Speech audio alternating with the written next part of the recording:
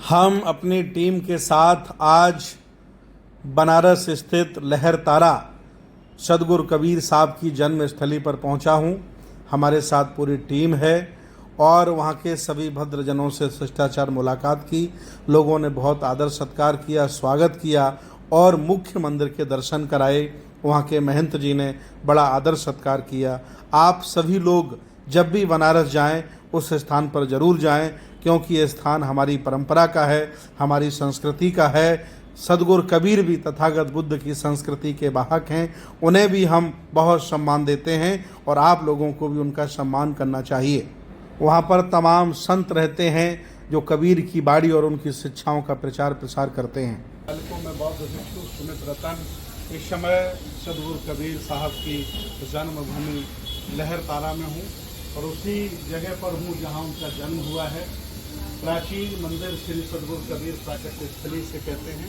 आप यहाँ के सर्वेसर्वा हैं, महंत हैं आदरणीय गोविंद दास शास्त्री जी, और मैं चाहता हूँ आदरणीय शास्त्री जी इसके बारे में पूरा बताएं। कौन कौन यहाँ विराजमान है, कब से ये बना है? ये जो मंदिर देख रहे हैं 600 वर्ष से करीब पुराना है और ये पूरे पत्थर का मंदिर है। बीच का जो पोर्शन है यही कि आप बगल में देख रहे हैं वो सब नई मंदिर डेवलपमेंट है, लेकिन ये जो है पुराना। और आप अंदर देख रहे होंगे कबीर साहब कमल के फूल पर और उनके माता पिता जो पालन पोषण करता नीरू और नीमा। पीछे देख रहे होंगे जो स्वामी अष्टानंद जी उस समय जो कबीर साहब को अवतरित होते उस चीज़ को दर्शाते हैं। हम मंदिर के जैसे पीछे स्वामी अष्टानंद जी का समाधि है और 2-3 समाधि यहाँ प्राचीन और इसलिए यह पूरे परिलक्षित होता है कि यही वो जगह है जहाँ पर 626 वर्ष पहले सदगुरु कबीर साहब प्रकट होकर यहाँ पर पूरे देश में एक मानव का संदेश दिया। समाज में जो बुराइयाँ था उसको दूर करने का काम किया, समाज में जो आडंबर था उसको ख़त्म करने का काम किया, मानव के उत्थान के लिए कार्य किया।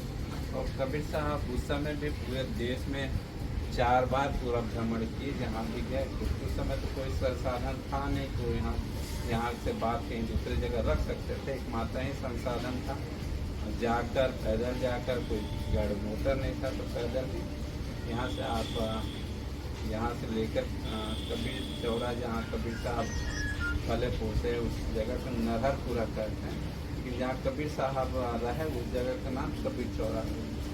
लास्ट में जब कबीर साहब का अंतिम समय आए 120 वर्ष के कबीर साहब का आयु था, तो ऐसा मान्यता था कि काशी में मरने मात्र से मुक्ति हो जाता है। तो कबीर साहब ने इस भ्रम को तोड़ा कि काशी में मरने मात्र से मुक्ति नहीं हो सकता जब तक हम कर्म नहीं करें, अच्छे कर्म न करें। जी, उस भ्रम को और भ्रम को तोड़ने इसलिए मगहर गए। और कबीर साहब कहे नहीं करके दिखाए, क्योंकि कहते तो तमाम लोग उसमें खंडन करते कि हाँ ये बात सही है। और मगहर के विषय में एक कहावत था कि मगहर मरे तो गदहा।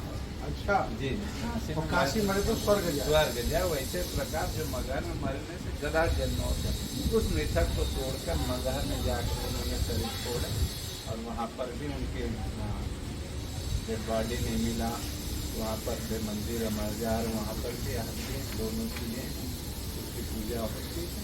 तो ये कबीर साहब का बहुत संक्षिप्त में। चलिए मैं धन्य हुआ आज इस स्थान पर आकर, जहाँ ब्राह्मण व्यवस्था और इस्लाम के अंदर जो कह सकते हैं कि पाखंडवाद और जो अंधविश्वास पाखंड पनपा था उसको खुलेआम बोलने वाले सदगुरु कबीर साहब जो उस स्थान को मैंने चूमा है, दर्शन किए हैं, देखा है जहाँ वो प्रकट हुए थे, अर्थात जन्म हुआ था। क्योंकि मैं विज्ञानवादी हूँ तो मैं जन्म कहता हूँ और जो लोग बहुत श्रद्धावश उन्हें प्रकट कहते हैं वो जन्म नहीं मानते हैं। ऐसा सही बात है ना? जी।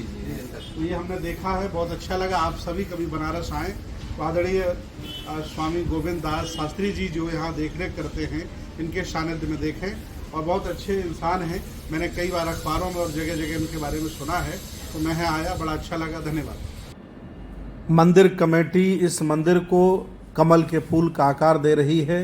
ये स्तंभ है, उनकी याद में तमाम लोगों ने लगाया था। काफ़ी बड़ा ग्राउंड है। इस समय कार्य चल रहा है, जीर्णोद्धार किया जा रहा है। ये लहरतारा तालाब है जहाँ कबीर प्रकट हुए थे। इस तालाब का रखरखाव अच्छा नहीं, बगल में बहुत सुंदर इमारत बनी है जहां यात्री रुकते हैं। इस तालाब का रखरखाव होना चाहिए। तालाब है जिसे लहर तारा कहा गया, जहां कबीर साहब प्रकट हुए थे। कहा जाता है कमल के फूल पर वो तैरते हुए यहाँ मिले थे और दो जुलाहे थे, नीमा और नीरू, इन्होंने उनका पालन पोषण किया था। ये वही लहर तारा तालाब है। ये आवास है, आश्रम का मुख्य ये कार्यालय है जहाँ पर महंत जी ने हमारा बहुत ही अच्छा स्वागत किया और तमाम